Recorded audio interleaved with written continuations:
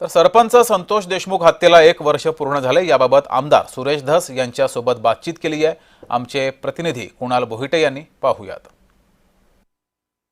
संतोष देशमुख हत्या प्रकरणाला 1 वर्ष उलटून गेलेला आहे। मात्र एक आरोपी मोकाट आहे, तर बाकीच्या आरोपींवरती अजून कारवाई झालेली नाही आहे। फक्त अटकेत आहेत, त्यांच्यावर शिक्षा कोणतीच मिळालेली नाही आहे। ह्याच्यामध्ये या क्रूर घटनेला 1 वर्ष पूर्ण झालेलं आहे। तुम्ही बोलताना म्हणाला की चार्जशीट झालेलं नाही, तर चार्जशीट झालेलं आहे। फक्त या घटनेमध्ये आता चार्ज फ्रेम होणं महत्त्वाचं आहे। तर मागच्या तारखेला माननीय न्यायालयाने म्हणलेलं आहे की आम्ही चार्ज फ्रेम करतो। निकम साहेब त्याच्यामध्ये काम पाहतायत, तर या तारखेला चार्ज फ्रेम व्हावा। त्याच्यामध्ये फिर्यादी साक्षीदारांचे जाब नोंदवले जावे आणि लवकरात लवकर त्याच्यामध्ये या आरोपींना फाशीची शिक्षा व्हावी। कारण अतिशय निष्ठुरतेनं क्रूरतेनं हे संतोष अण्णा देशमुखांना संपवण्यात आलेलं आहे।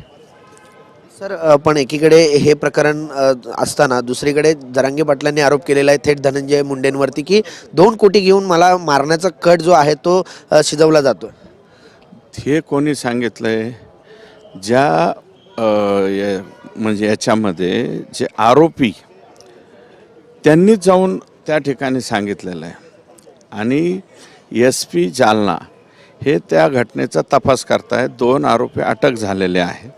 त्याच्यामुळं त्या आरोपींनीच सांगितलंय की आम्हाला 2 कोटी रुपये देतो म्हणालेले। 2 कोटी 2.5 कोटी गाडी सगळं देतो कोण म्हणाले ते सगळ्या क्लिपमध्ये मला वाटतं तुमच्या लक्षात आलेलं आहे। सर, कृष्ण आंधळे अद्याप सापडलेला नाही आहे। 1 वर्ष होऊन गेले प्रकरणाला, मात्र हे प्रशासनाचं फेल्युअर आहे का? कारण अद्याप कृष्ण आंधळे सापडू शकलेला नाही। त्याची हिस्ट्री आहे त्या कृष्ण आंधळेची, आणि तो जो आहे तो वेश बदलून दुसऱ्या राज्यामध्ये जाणं किंवा आणखी नेपाळसारख्या देशामध्ये जाणं अशा काही सोप्या कृत्या आहेत, त्याचा ते असले लोक वापर करतात।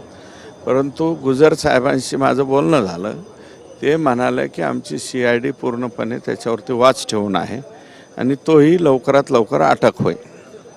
कृष्ण आंधळे जो आहे तो वेश बदलून इतर राज्यांमध्ये आणि इतर देशांमध्ये फिरत असल्याचा दावा जो आहे तो सुरेश धस यांनी केलेला आहे। व्हिडिओ जर्नलिस्ट नित्यानंद नाईकसह कुणाल बोहिटे, जय महाराष्ट्र न्यूज, नागपूर।